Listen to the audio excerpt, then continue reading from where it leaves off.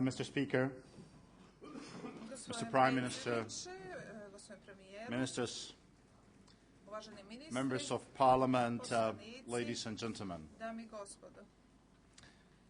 It is an honor and privilege to address you in this House today, right after the publication of the Commission opinion on Montenegro's application for membership of the European Union. This is an important moment for the relations between the European Union and Montenegro. After more than a year of preparations, the Commission has presented its opinion. This concludes that Montenegro has made important progress on its way towards meeting the criteria for membership of the European Union and recommends it to be granted the status of a candidate country. This is good news for Montenegro. It is good news for the region. And it is good news for the European Union enlargement policy. A lot has already been achieved in the EU-Montenegro relations. I am happy to recall that the Montenegrin citizens have enjoyed the visa-free travel in the Schengen area for almost a year now. In May 2010, a new step forward was made with the entry into force of the Stabilization and Association Agreement. This brought about a new set of mutual obligations, reinforcing our dialogue and cooperation. I expect that next month the European Council will approve the Commission's recommendation in the opinion and grant you officially the status of a candidate country. Such a record would have been difficult to think of only a few years ago. These achievements became possible thanks to the commitment and determination of the Montenegrin authorities, the government, the parliament, and of course of the Montenegrin people, who expect to take their rightful place in a prosperous and peaceful European continent. Here in this House, you have been able to achieve a solid consensus on your country's European perspective. You ratified unanimously the Stabilization and Association Agreement. All resolutions related to the European Union have been adopted also unanimously. I was able to see this consensus firsthand during the last interparliamentary meeting with the European Parliament in September 2010. Such a strong consensus is very valuable. The process of European Union integration is a challenging one and requires mobilization of all political and social forces. Experience from the last wave of enlargement has shown that efforts are successful when they are based on a consensus and when the process is inclusive. Consensus should not be seen as a total agreement between government and opposition on all issues. This would be unthinkable in a democracy. but as a common ownership of the European Union accession process, as a final objective and a basic understanding on the key reforms needed to fulfill the membership criteria. Consensus is furthermore a guarantee for a sustainability of these reforms over the years. Mr. Speaker, I believe that the Parliament of Montenegro has a crucial role to play in the realization of your country's preparations for the European Union. As a legislator and controller of the executive, you are the main pillar of democratic governance.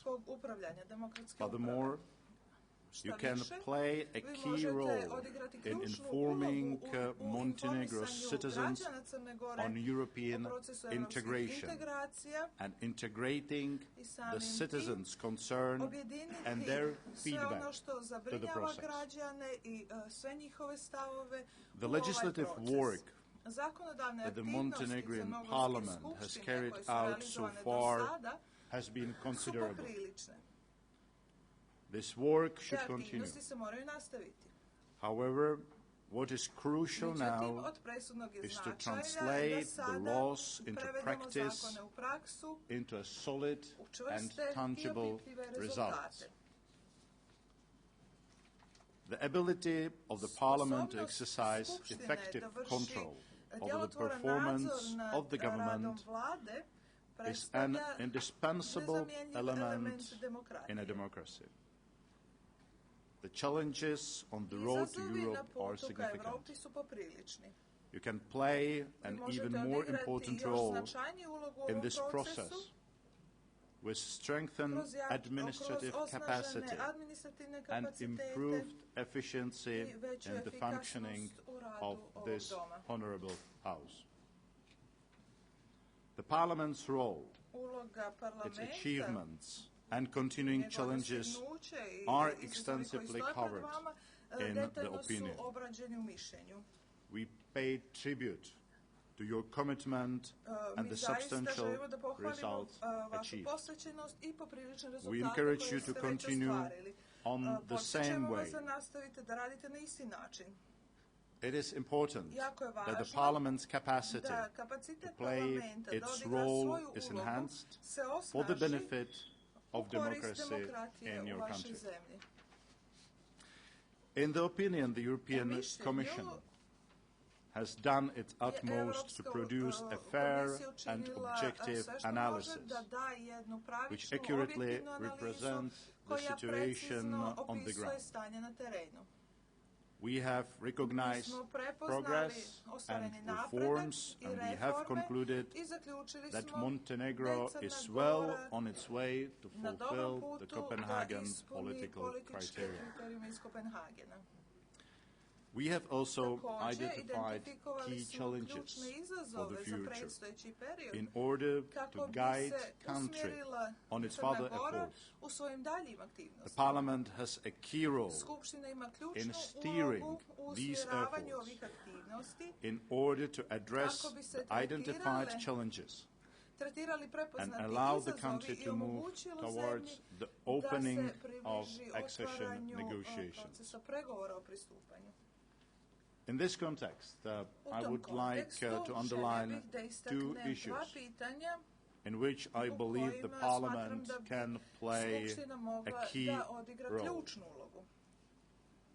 These are the judicial reform and the strengthening of the framework for elections. On the former, I would like to stress how crucial it is for Montenegro to continue on the path made towards depoliticization of the judiciary with the adoption of the Constitution in 2007 and take further steps to that direction. Equally important is to strengthen the professionalism, the accountability, and the efficiency of the judicial system. This is a key for Montenegro's accession. On the letter, I think you are all aware of the requirement that election legislation and administration is upgraded, and recommendations of the OSCE, ODIHR, and the Venice Commission are addressed. Montenegro's future is in your hands. We in the Commission are your partner in the process, and you can count on our support. Neither Montenegro nor any other aspiring country can afford to underestimate the challenges on the road to accession. Corruption and organized crime in Montenegro are serious challenges. Legislation must be vigorously enforced. A convincing track record of proactive investigations, prosecutions, and final convictions is required. Prevention of corruption and conflict of interest at all levels needs to be strengthened. The earlier these rule of law issues are tackled, the smoother the later negotiations on the key chapters will be. Lessons learned from previous enlargements demonstrate that work to address challenges in the rule of law area needs to start as early as possible in the process. No need to wait for negotiations to open to start delivering results. Reforms in these areas take time to bear fruit, and the earlier you start, the more time you will have to consolidate the reforms.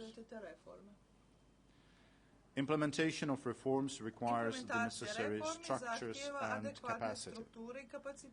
Investing in upgrading administrative capacity, pursuing public administration reform, and enhancing professionalism and depolitization in the public administration is therefore highly important. Media freedom and cooperation with civil society need to be strengthened. These are important pillars of a free democratic society. I know that you are here in the Parliament of Montenegro, you pay particular attention to both. Further efforts are also needed to strengthen anti-discrimination policy and to ensure the access of displaced persons to economic and social rights. This requires additional legislative efforts and a close monitoring of the implementation of the legal framework. At this point, I would also like to pay tribute to the constructive and stabilizing role played by Montenegro in the region. Regional cooperation is essential to promote reconciliation. The European Union pays particular importance to its strengthening. Regional cooperation and good neighborly relations are important in the process of moving towards the European Union. There are still some outstanding bilateral issues between the countries of the region, which must be addressed and solved in parallel to the stabilization and association process. Ladies and gentlemen, the policy of enlargement is one of the fundamental policies of the European Union. Some may think that we are putting the standards to be achieved too high. However, what is at stake is not when one or the other aspiring country will enter the European Union, but how to make sure that the area of a peace and prosperity, of democracy, social development and human rights in our continent will be enhanced and strengthened. It is important to maintain and strengthen the credibility of the whole enlargement policy. Let's ensure that enlargement is a win-win game for all. Countries should advance when they fulfill the criteria. Integration into the European Union is a considerable undertaking. It requires vision, political will, and courage to carry through the necessary reforms and hard work. Montenegro has showed commitment and determination to follow this path. And as we know, our hard work always pays off. I'm confident that the good news of the opinion will give a new momentum to continue the country's reform efforts. It is important that your achievements are further consolidated and enhanced. It is now up to you to deliver the necessary results so as to move Montenegro's integration process forward. I'm convinced that, with the help of the Member States and the European institutions, but mainly with the mobilization of the resources of Montenegrin people, Montenegro can take its rightful place within the European family. Congratulate Montenegro. Thank you very much.